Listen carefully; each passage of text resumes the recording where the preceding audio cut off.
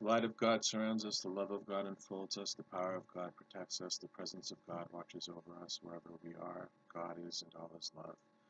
Um, Here to discuss a couple Holy Orders topics and to take your questions as I encounter them. Trying to think of the most pressing concern, I suppose, um, really does relate to the unfoldment of the church and the direction of the church. And we all have a different relationship to Church Universal and Triumphant. I just want to be clear that I'm a member of Church Universal and Triumphant and in Holy Orders. I don't take the online lessons. It's a choice that I made early on when I couldn't afford the $100 sign up. And what I found was that I could actually forge better ties by remaining a bit apart. And I believe that some of that has to do with where I am on the Christ path and also has to do with karmic law, chakra law, and so forth. Holy Orders is slightly different in my world from participation in KOF online lessons. Now, if you look at the pure information, the word from Mother, it says in her writing and in her teaching that she doesn't care who's who within the church. So it's really would not be appropriate to put Holy Orders people in a separate area and to say that somehow they're not as current because they're not taking the online lessons. I'm not saying that the online lessons aren't very important at all. But what I'm here to do is provide theological support for those lessons, but also to be someone who says, yes, I have held myself a bit apart from the rest of the information that is being shared because I have a different way of communicating with the masters and with Mark and Elizabeth. That's all. So I hope that my information continues to be helpful to you. Right now it's a bit scattershot because I need to secure the funding to write a book, and uh, we need to move forward together with regard to that because I know all the people who have been touched by the prophets, and who are in the under the messengerial aegis, um, understand the importance of sacred teachings and treasured teachings and so forth. And I feel that I uncover additional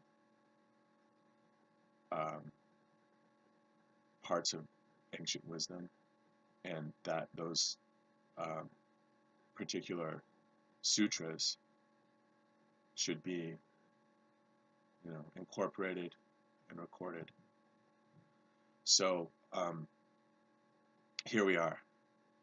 I wanted to give you a little bit of additional information about my relationship to Mary, the Virgin Mother, beloved Mary. Really, to me, beloved Mary is the omega part of Alpha and Omega. In my experience, that is true. Alpha is really hard to access. I mean, if you can access Alpha authentically, I think that's great. And by Alpha, I really do mean God.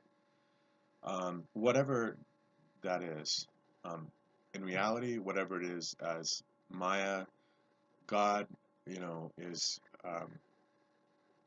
I don't want to say God is Maya, but God is, way out there and hard to access. And we were taught growing up Catholic that, well, the best way to talk to Jesus or to talk to God, actually, the best way to get to Jesus, information to Jesus, is by appealing to Mary because Mary is the mother. You want something done, you, um, talk to Mary about it, definitely. Um, but what I found as I evolved spiritually is that Mary became more prominent in my spiritual world. This is what I have is a very ascetic life. I think we all go through phases where we haven't reached some moksha. We haven't been released from the cycles of repetition.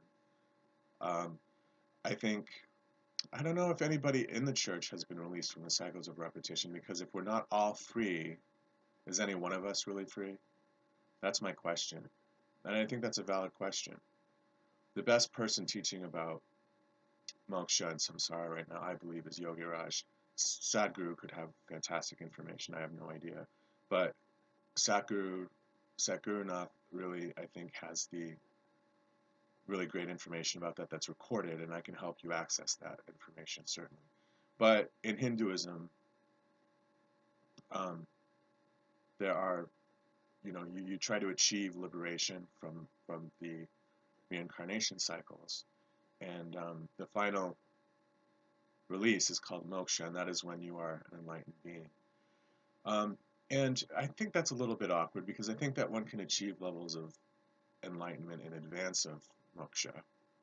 And in my instance, I do believe this, that other people at my level of attainment would now be free. It's that I'm still holding karma and bearing the burden of the Sacred Heart. So I have not achieved moksha yet for that reason. And most of us are bodhisattva. I mean, everybody at CUT, I think, who is awakened enough to realize the goal, that is to be Christ-like and to stay on the Christ path. Really, that's you're a bodhisattva when you make that choice. As I stated elsewhere, there are two separate definitions of bodhisattva. One bodhisattva is really more like the Buddha, and the other bodhisattva is really, or closer to Buddhahood, and the other one is really anybody on the path to enlightenment or who has chosen to undertake an attempt to achieve enlightenment is considered a bodhisattva. Really, and really what they mean, I think, really, when you transmute all of that information about bodhisattva, what you will discover, I believe, is that bodhisattva really is anybody who is a light bearer is a bodhisattva, as long as you've made the commitment to light. What you're saying is that not my liberation until everybody else's liberation. I stay behind, we all stay behind. And that is the correct path. That's the right view on bodhisattvahood. So,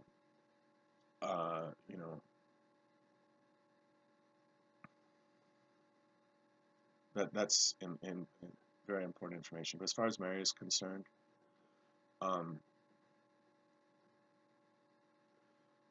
I have what I feel is a special relationship with Mary. I mean, I know of people who, the saints and so forth, who have interacted with Mary. And I don't hear other people talking about their intimate prayer relationship with Mary, or the manner in which they communicate with Mary necessarily. There are people in the world, Medjugorje, other places where people are claiming to be in pretty much constant communication with Mary, or they can access it and so forth. Some of that might bear elements of the truth. I believe that the Virgin Mother appeared to the children in Fatima in the early 20th century in Portugal. I do believe that, as well as the Angel of Portugal, by the way. It wasn't just Mary who came. There was also an angel who preceded Mary as well. So, I mean, if ever there's an update to, say, the Ascended Masters list at CUT, that gets a nomination from me, the Angel of Portugal. I think that it's important to keep track of that. But Mary comes to me and does speak to me, but I also do have to seek her out as well. And it's in my experience, it's not a casual relationship. I think that if I had moksha, if I attained liberation, it would be easier to access Mary. I do believe that.